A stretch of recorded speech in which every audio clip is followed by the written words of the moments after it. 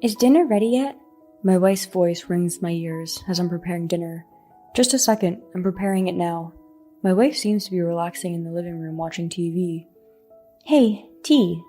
Coming right up, I turned off the gas stove and made some tea. It's the same old scene, but I'm beginning to wonder about this life. My name is Jack, married for 27 years, 50 years old. My wife is 4 years older than me and used to be my boss at work. As my boss, it was natural for my wife to tell me to do stuff, even at home. My wife wanted me to be a stay-at-home dad, which was unusual at the time. We had a son and a daughter. Our son got a job at an IT company, and our daughter got a job at a food company. Once they were both out of the house and we were off the hook from raising our children, I decided I wanted to start something new. My daughter suggested I take a cooking class, but I didn't feel comfortable asking my wife to pay for it, so I started part-time as a clerk at a supermarket. I hadn't worked in a while, so everything was different from the old days, but I enjoyed trying new things. My son had always been interested in computers, and he taught me how to operate one. Thanks to my son, I was able to fulfill the requirement of computer literacy on job postings, so I started working part-time. I felt like I was accepted as a human being when I received money that I earned on my own. With that, I started to go to cooking classes. I had been living in a closed-off space, but I was able to make friends for once. It was fun to improve my cooking, but it was also fun for me to be around people of all ages.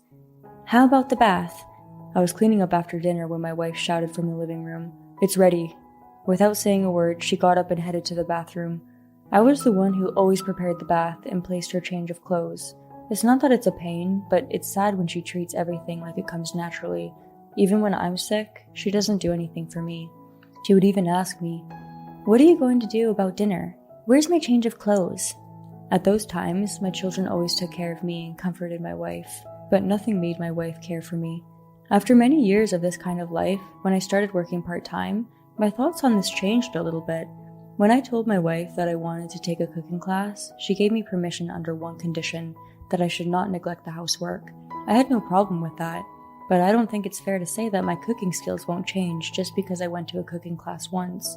If I could get that good at cooking just by going to a cooking class once, they'd have no business.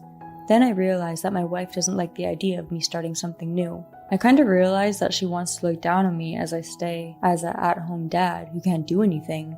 This is when I began to wonder if I could be alongside my wife for the remainder of my life, who I barely have a conversation with. The children have left our house, and it's just me and my wife in this space.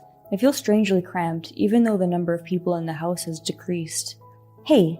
As I'm standing in the kitchen, my wife calls me. I haven't heard her call my name in decades. I look up, and she points to a corner of the room. "It's not clean enough. If you keep playing around and neglecting your chores, why don't you just get out of here?" It's not new for my wife to say that I could leave. I wasn't even working when we were raising our child, so I never thought about leaving. But now it's different. It was my first time arguing back.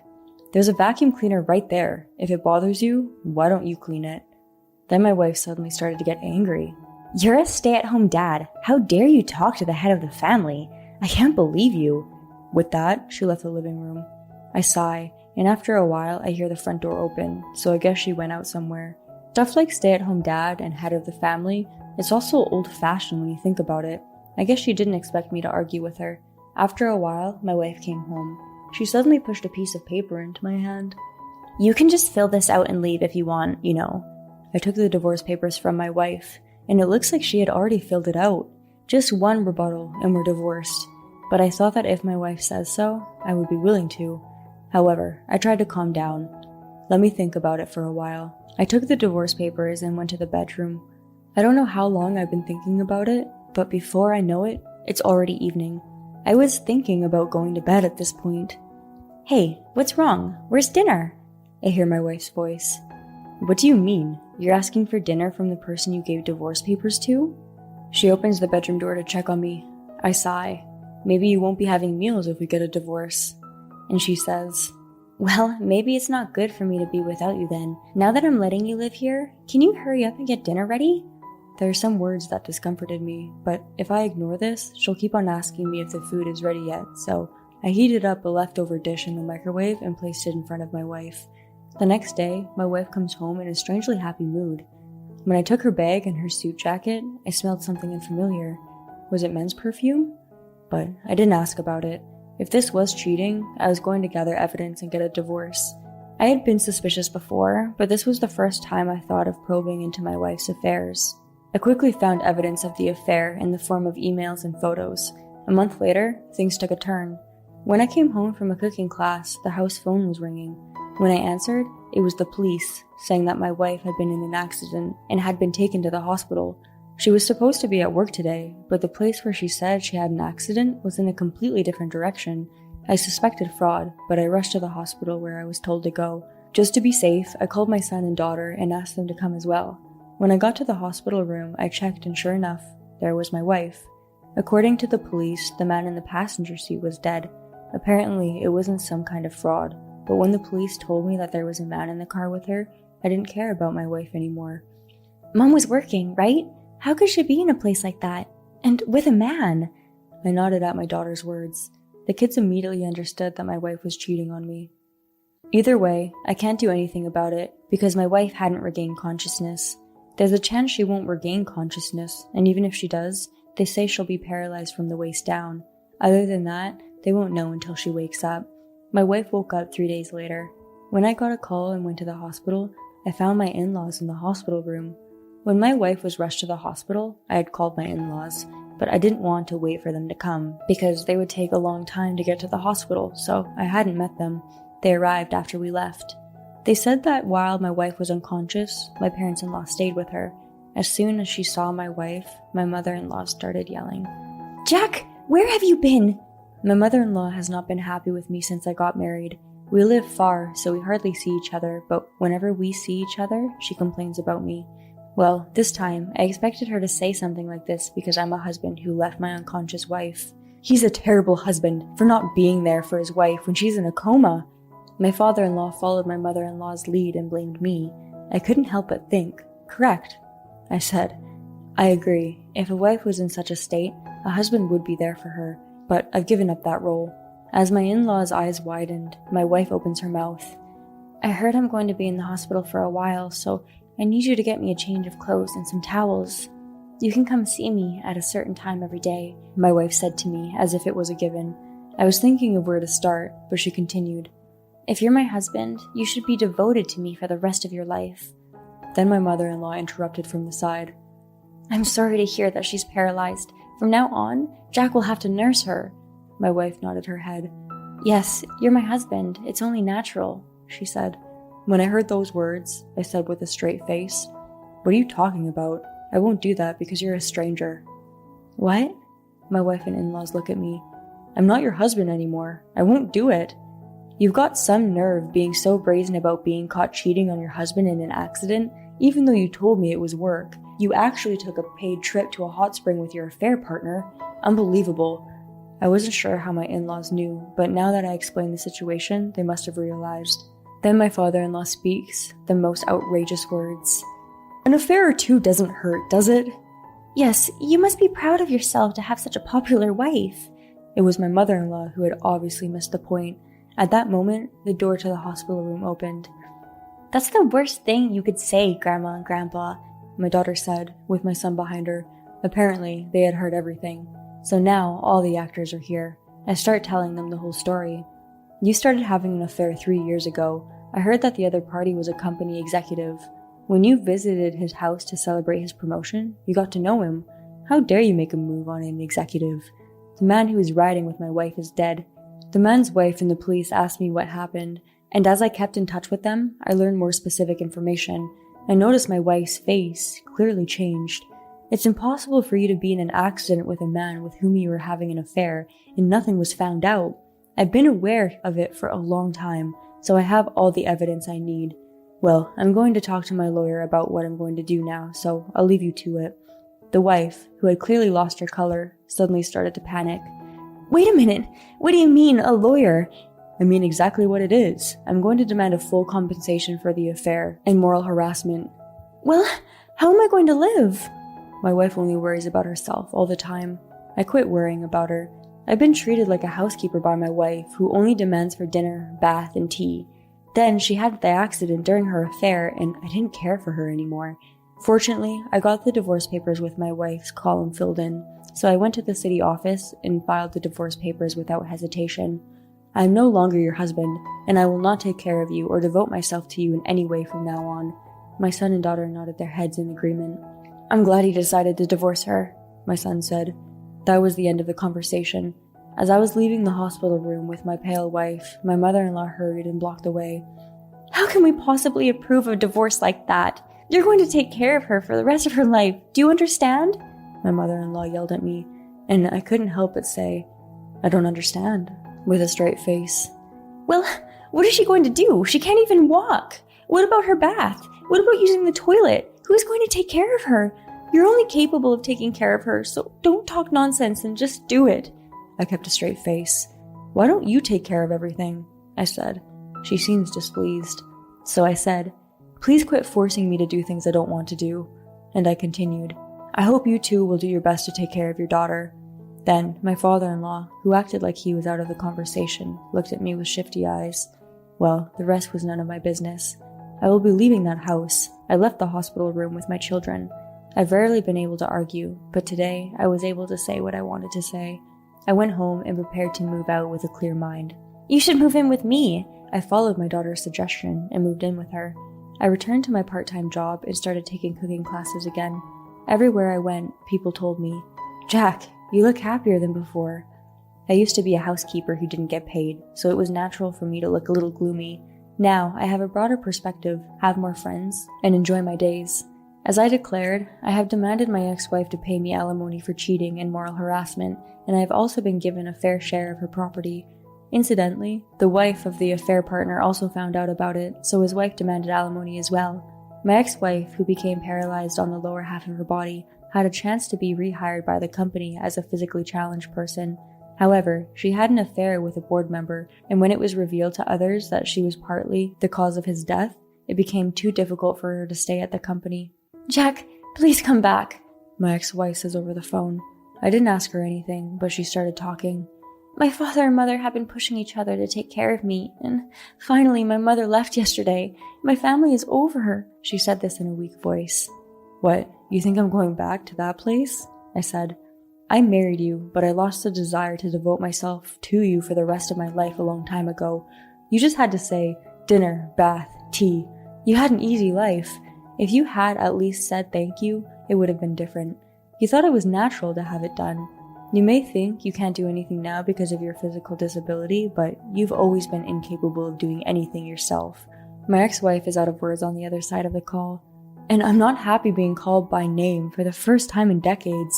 I've received my share of the property and alimony in full, so I have no more use for you. If you persist in contacting me in the future, I will consult the police. She may have really thought I'd come back, but I'm already independent. My part-time salary wasn't enough, so I was looking for some kind of new job. I learned that my cooking class teacher was looking for a partner. She is old and doesn't know how to use a computer, so she uses paper to recruit students for her cooking class. She also handwrites her student management chart. I quickly raised my hand to be the teacher's partner. I started to help her with recruiting students and making postings on the internet. This was all thanks to my son, who taught me how to use the computer. Then he called me. Mom called the other day, but I don't trust her one little bit, so I told her I won't help her or lend her money. Also, I have no intention of inviting her to my wedding. My son, who has all grown up, is getting married the month after next. He visits me once in a while to ask me to teach him how to cook. Did you come again? My daughter says to him with a smirk. We've always been like this. There is no wife at family gatherings. Rather, she was just there to tell me what to do and make me work. Since she's gone, I've been happy with the quality of life I've been able to lead for myself. Alright, everyone's presentations are done. Nick, the manager, said as he tried to move the discussion forward. Excuse me, I haven't. I recently found out something. Nick interrupted me and began to speak. There's apparently someone in this department who didn't graduate high school and is just a part-timer. Meetings should be for employees only. Absolutely right. His lackey, Mike, of course, agreed with Nick. I'm leaving. After leaving the meeting room, I started to shut down my computer. I noticed that an email had arrived, not in my personal inbox, but in the company's shared email. Thinking, there's no point in speaking up, no one will listen, I went home quietly. The next day, I heard a commotion from Nick's desk. He was staring at his computer screen, his face pale. "Nick! Is something wrong?" Mike looked at the screen with him. And he turned even paler than Nick. Why is he so angry? Knowing the reason for Mike's distress, I thought to myself, serves them right. My name is Adam. My mother passed away when I was in the 9th grade, and I was raised by my father. Well, you could hardly call it being raised. After my mother passed, my father changed. He drowned his sorrows in alcohol, and though he still went to work, he squandered our living expenses on horse racing. Because of that, I had to start working part-time as soon as I entered high school. Every month, I went to the convenience store with bills in hand that couldn't be auto-deducted from my father's account. Even though I endured it because I didn't want to be alone, I reached my limit in my second year of high school and dropped out. I found a live-in job at a distant inn. Thank you for everything. The day I left home, my father, still staring at the TV, spoke. Take care. That was our last conversation. Back then, 18 wasn't the age of majority, so I needed my father's permission to work, and I couldn't hide my place of employment. Yet, my father never visited me even once. I kept working just to survive, and before I knew it, I was 42. Years of hard work paid off, and I was transferred to the headquarters. I was thrilled to be recognized by the company, as I thought I'd be working in the field until retirement due to my lack of formal education. Listen up. Our work can change the future of our employees. Don't drag us down. On my first day after the transfer, Nick, dressed in an expensive suit, spoke sternly. There was a reason for this. Our inn was located in a prominent tourist destination, known so well that everyone in the state could sing its commercial jingle. At its peak, we had 5 locations within the state. But that was long ago. Due to financial difficulties and aging facilities, only the place where I had worked for many years and the original establishment remained. I was prepared to lose my job anytime, but now there was a glimmer of hope. With the rise of social media, the tourist area where the inn was located started gaining attention again. Depending on how hard the sales department, where I was transferred, worked, we could either thrive or be forced to give up this prime location to the new hotel chains continuously popping up. For Nick, who had switched careers from another industry to strengthen our sales, this was a battle he couldn't afford to lose. I understood why he had to be strict. I will do my best. Nick sneered at my enthusiastic declaration. Did you not hear what I said? I'm sorry. I thought I was listening carefully. Out of habit from years of customer service, I apologized reflexively, though I had no idea what had offended him. Someone was watching me with a smirk. In this department, there are those who are expected to excel and those who have been shoved here because they have nowhere else to go. You are the latter. It was Mike, the section chief. He's 7 years younger, at 35. But he was called to headquarters much earlier than I was and had been moving around within the headquarters ever since. I'm not jealous, but I can't accept that he's my boss. Graduating from a prestigious university, he has an unusually high pride and caused many problems as a newbie, making things very difficult for me when I was the front desk leader. When I found out Mike was transferred to the sales department a month before me, I was disheartened. Mike is right. With just a middle school diploma, there's not much you can do. Don't even think about achieving results. As if I didn't exist, Nick remarked, I'm thirsty. Mike eagerly ran to the coffee maker. It seems Mike is Nick's lackey. I regretted being happy about my transfer to headquarters, wishing I had stayed on site forever. Send a direct mail to every company on this list by the end of the day. Nick only assigned me tasks that even a new graduate could handle. What? There are over 1,000 companies. You want me to send to all of them by today? Yes, if you and your fellow misfits split the work, even those with nowhere else to go should finish by today. I glanced at the employees typing away expressionlessly. They were worn out from customer service, only thinking about leaving on time, or were women reassigned after having children, with zero motivation for work. Even Sam, a new graduate from the same university as Mike, who was supposed to be among the expected achievers, had no enthusiasm for the job, having joined the company wanting to do customer service. I don't care what they say, I plan to quit anytime, he said. Only Nick and Mike were highly motivated. making all the decisions between the two of them. I originally only wanted to work at the inn to survive and had no particular attachment to this job. I swallowed my words, thinking I had no right to reprimand them. About a month after the transfer, Nick told us with a frustrated look. To commemorate the 50th anniversary, we've decided to create a plan exclusive for one group per day. Originally, Mike and I were supposed to come up with it, but our president, Mr. Thompson, insists on hearing everyone's opinions. So, you all get a chance.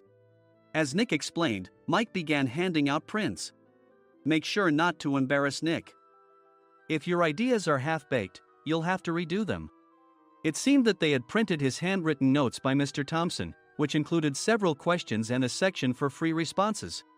It made sense why Nick had to seek our input, given that all responses had to be submitted to Mr. Thompson.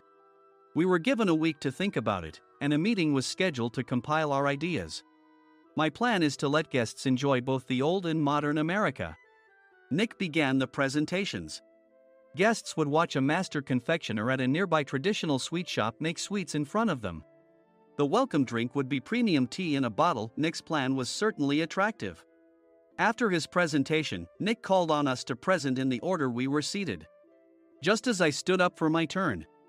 All right, everyone's presentations are done. Excuse me, I haven't. I recently found out something.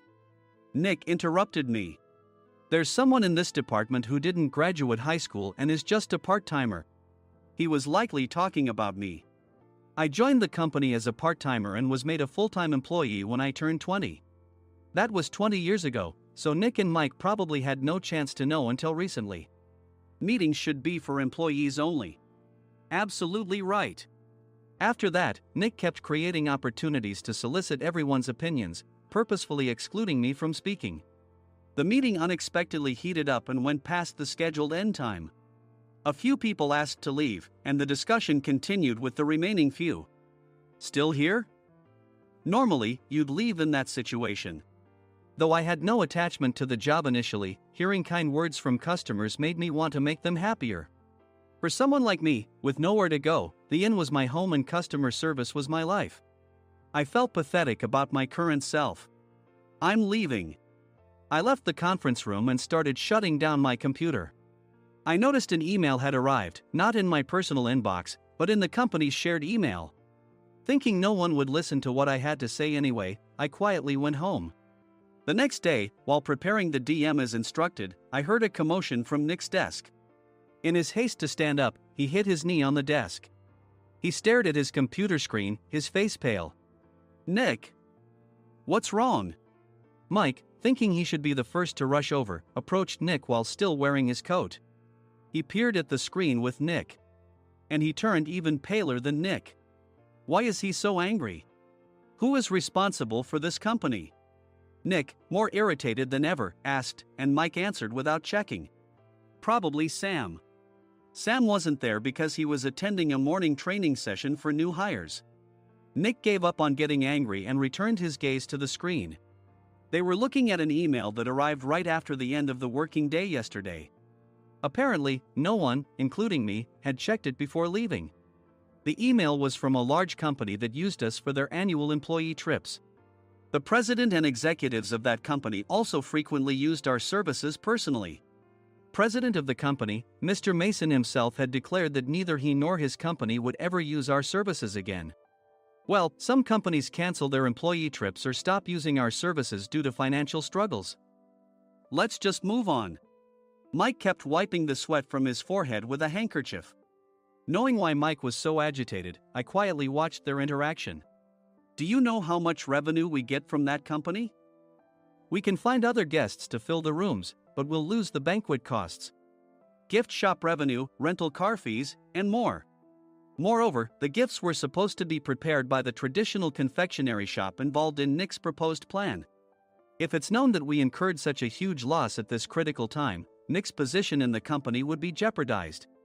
Nick took a deep breath, seemingly trying to calm himself. All right, Mike. Go to New York right now and apologize to Mr. Mason. What? You're coming with me, right? I have urgent work to do. I trust you, which is why I'm entrusting this to you. Please.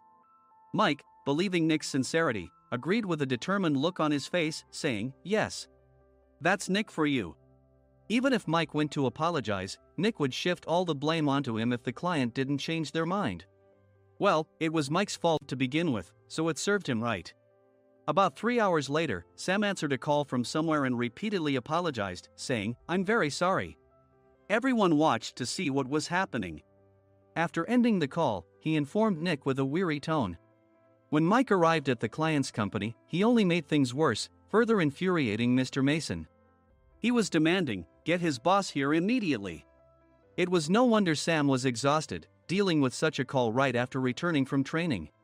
"What is that idiot doing?" "All right, Adam, you're coming with me. If sacrificing Mike didn't work, then I must be next." Normally, I'd want to refuse at all costs, but I saw an opportunity in this situation. "If I can be of assistance, I'd be happy to join you." I immediately followed Nick, and we flew to New York. When we introduced ourselves at the reception, it became clear how serious the situation was, as the receptionist personally escorted us to the president's office. Angry voices leaked through the door, making both Nick and me uneasy. "Excuse me. I'm Nick, the supervisor.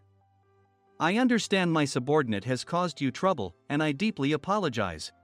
Nick, with his experience in the corporate world, knew enough to offer an apology before excuses. However, his customer service skills left much to be desired.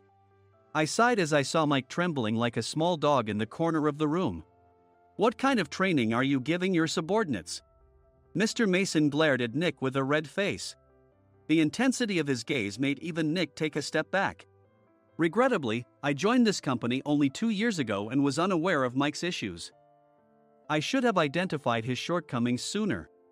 Indeed, I should have realized sooner. No sensible person would come to apologize and then give a lengthy presentation on the drawbacks of not using their in. Nick froze, his mouth slightly open. Suspecting the worst, I picked up the documents that had fallen to the floor. It seemed Mike hastily prepared these documents on the plane, listing the disadvantages. Disadvantage 1: if you change the venue for the company trip, employees might suspect it's for cost-cutting reasons, leading to a negative impression. Reading it aloud half-jokingly, Nick snatched the papers from my hand and checked the contents with a furious expression.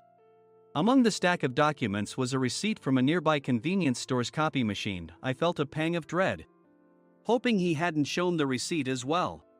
What do you think he said when I asked what kind of nerve he had to do this? "I'm very sorry." Faced with the dire situation, Nick must have thought there was nothing left to do but apologize. In a voice smaller than I'd ever heard from him, he uttered words of apology. He said, "I'm a Harvard graduate. I don't believe I said anything wrong." "Mike, what have you done?" Forgetting his plan to pin the blame on Mike, Nick yelled loudly, even in front of Mr. Mason. "I didn't do anything wrong." "You're still saying that? Look at him." Mike pointed at me with a shaking hand. "I was assigned to headquarters in my 20s and now I'm a section chief. This guy only made it to headquarters at 42. Everything I've done proves I was right. So why are we losing the contract?" Having said his piece, Mike collapsed to the floor. "Of course. You were sent there because you had nowhere else to go."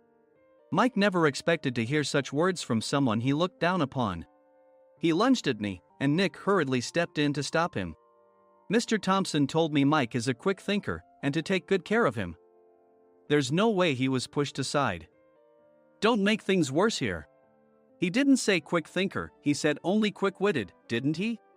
I don't remember that part." I recalled the many troubles Mike caused when he was a newbie. When Mike was on the front line, his pride was so high that he never apologized to customers. Customer service, especially in our job, doesn't work alone. It brings both good and bad situations. If the front staff or housekeepers made mistakes, or the cleaning company didn't properly clean a room, one had to apologize to the customers regardless of personal fault.